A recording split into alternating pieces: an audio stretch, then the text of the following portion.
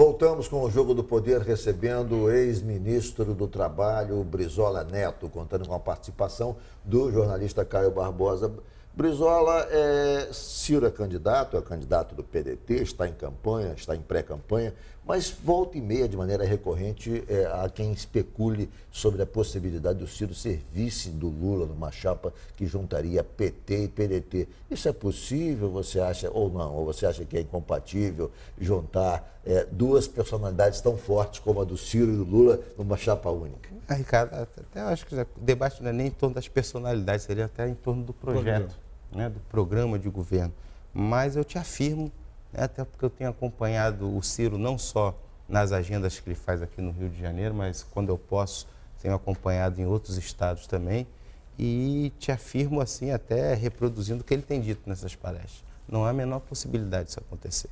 Né? Ele colocou o nome dele à disposição do partido e ele disse, só não serei candidato se o PDT não quiser. Então, não há a menor possibilidade. A candidatura do Ciro está colocada, né? O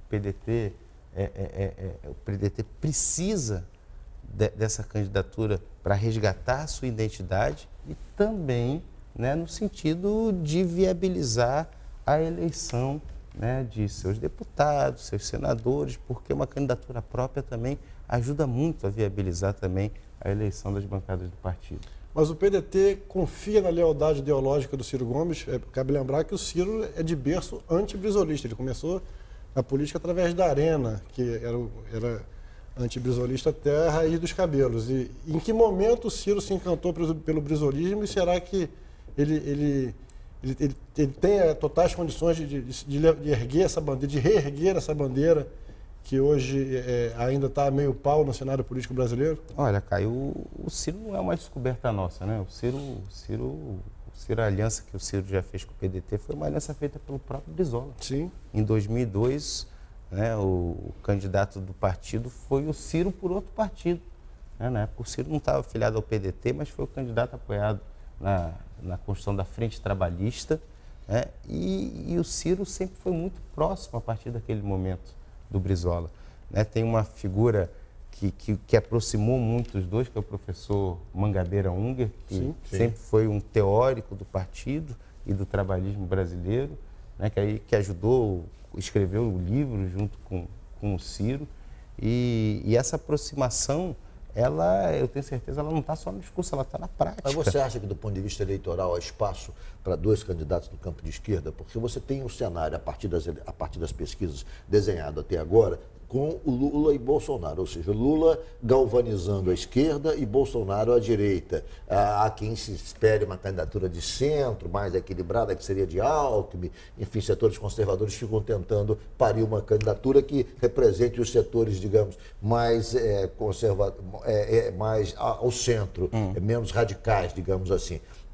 Haveria espaço neste quadro que está se, digamos, desenhando até aqui, a partir das pesquisas, de uma candidatura de esquerda também, e ela teria espaço para ela, já que Lula ocupa esse espaço de maneira crescente, de acordo com as pesquisas, ele já aparece com 34%? É inegável, né, que a eleição com o Lula é uma eleição, a eleição sem o Lula é outra eleição. Então o PDT espera uma possibilidade de uma eleição sem Lula, de Lula ser inviabilizado pela Justiça Eleitoral, é isso? Essa é a expectativa do PDT? Não, aí é claro que né, o Ciro vai poder falar melhor sobre isso. Já falou, inclusive. Né? Já falou, inclusive, mas eu acho que a candidatura do Ciro está afirmada de qualquer maneira, com Lula ou sem Lula. Né?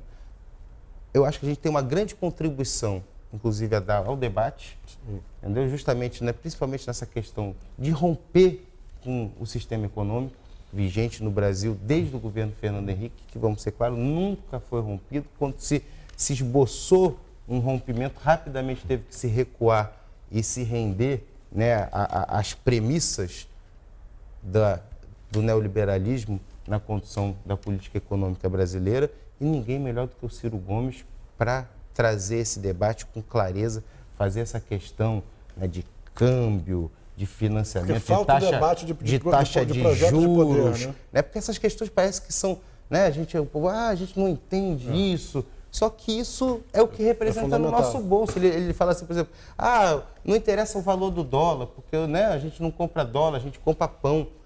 Só que o pão é com trigo. E como o Brasil não produz trigo, o trigo tem que importar. E a gente compra com dólar. Então, se o dólar sobe, o pão sobe, a pizza sobe, todos os derivados do trigo vão subir. Né? Como o Brasil, aliás, esse é o grande problema que o Ciro fala no Brasil. Né? A gente é um país que tem uma enorme riqueza natural, mas não agrega nada de valor, não produz nada. A gente é um país exportador de commodities. Né? Agromineral, uma província agromineral. E agora, inclusive, está acontecendo um fato curioso, que aumentou-se a exportação do petróleo bruto e o Brasil compra gasolina. Política suicida. A Reduc, ontem eu estive lá em Duque de Caxias e estive com alguns integrantes dos sindicatos petroleiros. A Reduc está trabalhando, está quase parada, porque, na verdade, o Brasil está exportando o petróleo bruto cada vez mais e importando gasolina. A Reduc, que refina, está trabalhando mais com uma 15%, com 15% de sua capacidade de produção. Aí eu lhe pergunto uma coisa, vamos fazer uma pergunta. Você acha que a Shell vai fazer alguma refinaria no Brasil? Você acha que a Chevron vai fazer alguma refinaria no Brasil? Qual é a única petrolífera que pode fazer uma refinaria no Brasil? É a Petrobras. Né? Por isso a Petrobras tem esse papel estratégico. E aí o Brasil deixa de exportar óleo cru e importar derivado e passa a produzir os derivados. Primeiro para autossuficiência e depois, inclusive, para exportação. O Brasil atualmente só exporta commodities, como o maior, olha, Estado bruto, maior crime sem agregar valor a nada. A economia nacional foi interromper o plano de investimentos da Petrobras.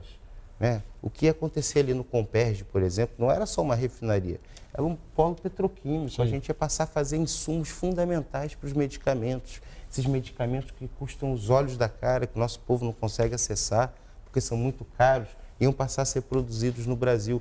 Isso tudo foi perdido. E você acha que falta ser colocado esse debate, que o debate para o ano que vem, para a eleição presidencial, é muito personalista ali, na pessoa do Lula, na pessoa do Bolsonaro, não se discute um projeto de poder, um projeto de... A gente não pode para uma eleição presidencial, né, onde a discussão seja os costumes. Entendeu? A gente precisa para uma eleição presidencial onde a discussão seja o Brasil. Quais são as razões? O que justifica? A gente precisa responder isso. O que justifica um país tão rico, né? Onde a natureza foi tão generosa, Deus e a natureza deram aqui terras agricultáveis, abundância de água, incidência solar, petróleo, minerais estratégicos. Como é que um país tão rico como esse tem um povo mergulhado na miséria? E como é que você vê? Como é que um país como esse tem 15 milhões de desempregados e 9 milhões de pessoas no biscate? Ainda falando da herança de Vargas e de Brizola, a Petrobras é um bom exemplo disso, enfim.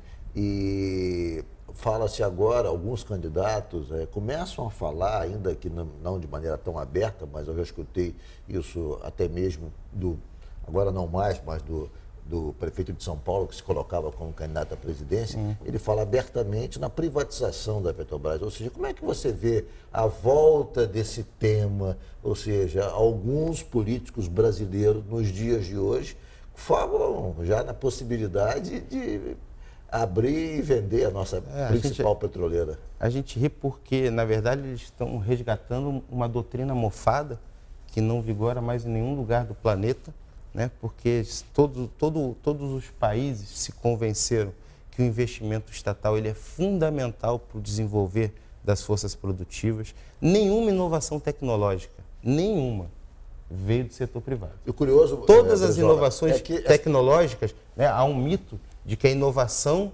vem da livre iniciativa. Não. A inovação ela vem do investimento estatal. Quem fez a tela do touchscreen, quem desenvolveu a internet, quem desenvolveu os grandes condutores, quem desenvolveu as tecnologias mais modernas da indústria aeroespacial, da indústria militar, que depois se aplica na indústria automotiva, foi o Estado. Então é uma falácia. E no Brasil também não é mentira. Intervalo. Nessa onda aí de abertura do Brasil para o capital internacional, nós estamos desnacionalizando setores da indústria. Quem está avançando no Brasil é a China, ou seja, é o Partido Comunista Chinês, são as estatais chinesas. Onde o Estado é soberano. Exatamente, que estão ocupando um pedaço grande. Inclusive, agora vai ser inaugurada a linha de transmissão de Belo Monte para registro, que é uma estatal chinesa, a State Grid, e tem outras aí, fala-se que na própria possibilidade de privatização da Eletrobras. Eletrobras e fala-se que vai cair na mão de chineses, ou seja, deixará de ser capital nacional, deixará de ser do Brasil e passará a ser de uma estatal chinesa. E para quem diz que o comunismo não deu certo em lugar nenhum do mundo, a China está aí com a grande força política e econômica do século XXI. Eu vou fazer um rápido intervalo. Reconhecido, inclusive, pelos Estados Unidos. Né? Eu vou ter que fazer um intervalo, voltamos em 1 minuto com o Jogo do Poder, hoje com Brizola Neto, ex-ministro do Trabalho.